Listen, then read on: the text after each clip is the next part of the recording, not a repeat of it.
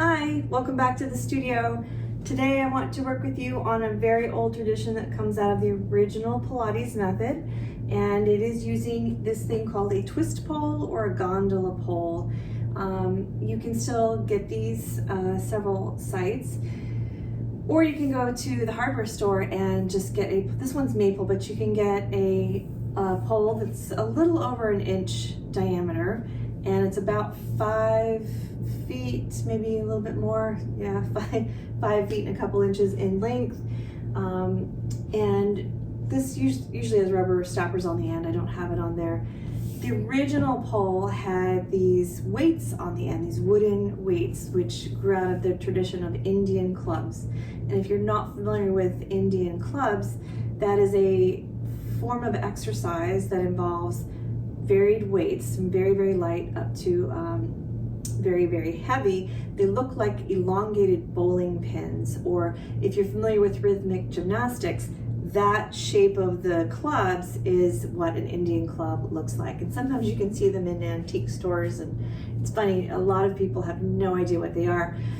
Incidentally, my English grandfather was stationed in Egypt and India, and he brought back several sets, or a set of Indian clubs, several varying weights, and my mom remembers him working out with them, so that one would be held in each hand and you would do things with it. As they get heavier, it may be 2 hands and you make these movements. There are a lot of spiraling movements or things that we would do today, like maybe a lunge, but they had contraction because of the weight. You had to contract the muscle and then move, and that created strength change with flexibility involved as well, which is very, very similar to the Pilates method and why Joseph Pilates used that idea, that shape.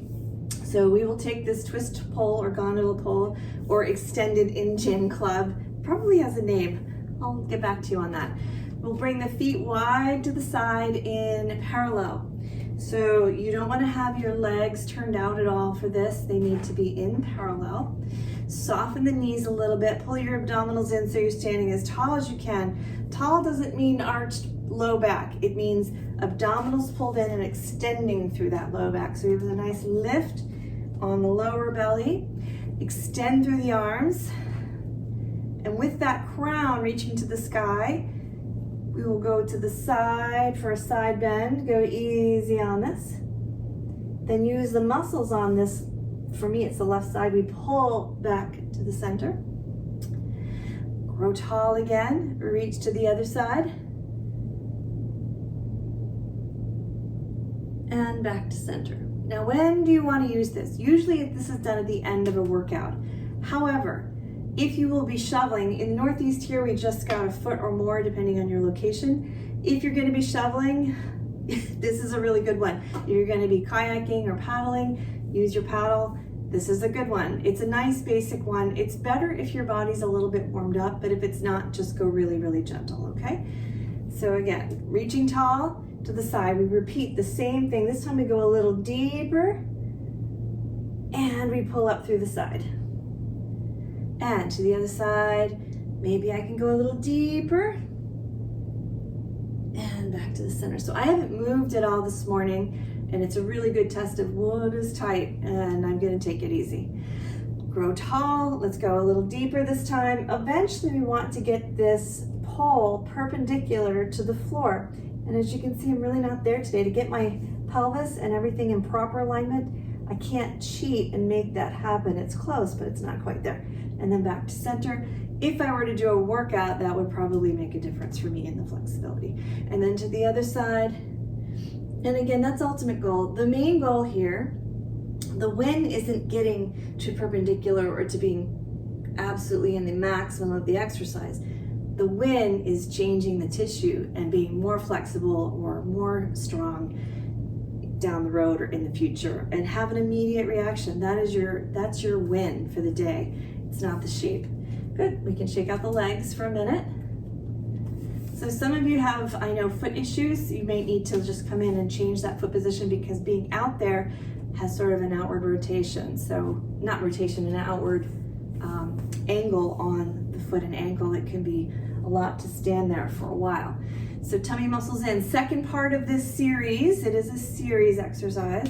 We're reaching through the arms. We want to maintain extension. Don't get all pinched up. Extend through the mid-back, pull the tummy muscles in. Twist to one side. And back to center. I'm a little close to the Cadillac. And then let's go to the other side. Twist to the other side. And back to center. The other thing I want to talk to you about is working through the spine. So it's not a just twist and twist the knee. That's not what this is. We want to get flexibility in the tiny little muscles that go right up the spine. So tummy muscles are in, and we, from the lowest part of the waist through the top, through the atlas, actually. The atlas is what your skull sits on. From the lowest part of just above the sacrum to the atlas, we twist one vertebra at a time. Take as many breaths in and out as you need to facilitate that. Don't let your hip come with you. Your hip stays back, yes? And then back to center. Don't spring back like an unsprung clock, right? Slowly. Twist to the other side, tummy muscles in, working through each vertebra individually, keeping those collarbones open, being very present about what you're feeling in your body. And then back to center. Go only as far as your spine will allow you. Don't fake it. Don't take the arms farther. This is a long line, and we take each vertebra individually rather than the whole thing. That's something completely different. Let's change the breath. Let's go inhale, exhale, ring out the lungs, every vertebra moving. Inhale back to center. Inhale here. Exhale, ring out the lungs.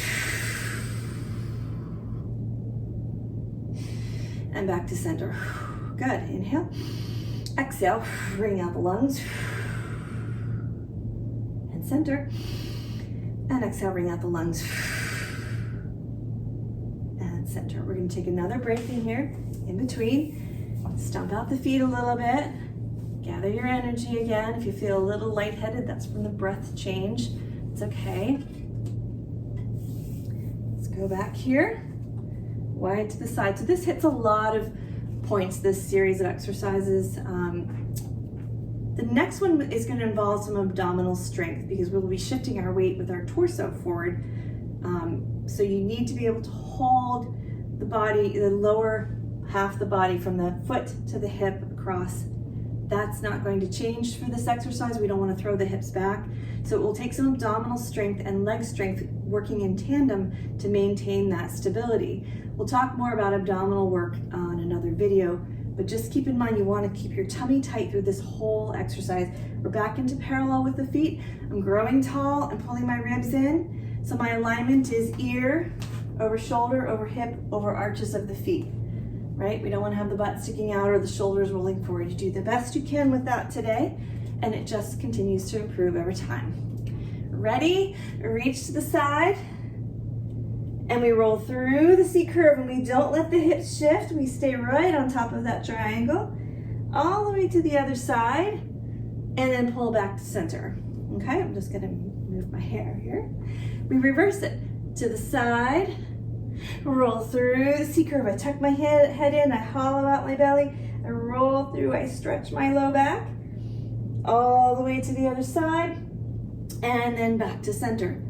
And reach, roll through, hollow out the tummy. Again, don't let those hips shift, they stay right where they were, nice and stable. So you'll have to work them as you come around, and then back to center. So the movement through space with contraction is different than just pumping iron in one direction where you have stability and there's no change. If you were to take that weight and move it around, then you have to counterbalance through the whole body. That's what makes Pilates different, okay? We have movement and counterbalance through the entire body so that all of the muscles, every muscle in the body is being conditioned at the same time. We don't piecemeal it so the body learns how to integrate and work together. All right, I think we have, yes, one to the left, last one. Roll through that C curve. All the way to the other side. And back to center. Okay. It's not to say that those other forms of exercise are not value or don't hold any kind of benefit. They absolutely do. Keep in mind that Pilates is a foundation of how to move your body, to recondition the body, so that all of those other activities, you're doing them correctly, right? It's a support for your body. All right, let's go back. The feet don't matter on this one. If you want to keep them together, that's fine. If you want to be a little bit open, I'm comfortable about hip distance or slightly wider. The arms, if your arms are too close, you won't be able to bring them behind you. So open them up. I'm gonna say about here, this feels about right to me. And keep a loose hand grip so that if you need to go wider as you go back, that's acceptable too, all right? So again, tummy muscles in, alignment of ear over shoulder over hip over arches of the feet. Soften the knees, pull up on the tummy, and then stand up. You don't want it to be jamming into the backs of the legs. Inhale, we lift the arms up. I like a long blade-like hand, just like Pilates prescribes. And then we reach back, pressing the shoulders open and bring that bar all the way down behind you. From the base of the shoulder blade down to the bottom of the trapezius. So there's this triangle, this big trapezius muscle that comes down to about here. Use that muscle, contract, pull down to push the bar back. Keep your shoulders out of your ears, extend outward through those arms, and then down to the front again. I'm gonna change my hand position. You don't have to. And inhale, we lift again. We keep our alignment of ear over shoulder over hip. There's a tendency here to throw the rib cage forward in order to get the arms to move. The other thing that goes wrong is people, because their shoulders are tight, tend to do this weird thing with their arms and bring it. Don't cheat, just go to where you can. If this is your limit today, this is your limit, okay? Inhale, lift, press back. And I've been doing this for a while, so that's why my arms can do this. Inhale, we lift, tummy muscles in, and we bring it forward. Keep an outward energy through the hands from the mid-back. So from your mid-back, pressing out through your hands, that will condition the muscles to work in the correct order. They'll fire in the correct order so that when you need them, you don't have to think about it. They will automatically do it. Good, okay. If you are unable to get your arms all the way back to your hips, I will give you this one little extra exercise. With your palms facing away from you on that bar, and again, it's a width of whatever feels comfortable to you. We curl the chin to the chest, and we lift the arms up, and we bring them over, pulling the shoulders out of the ears. So that bar goes to the wall. Whew, and bring it down. And then you roll back up, okay? So let's do it again together. We curl the chin down. We roll forward, we lift the arms up and over.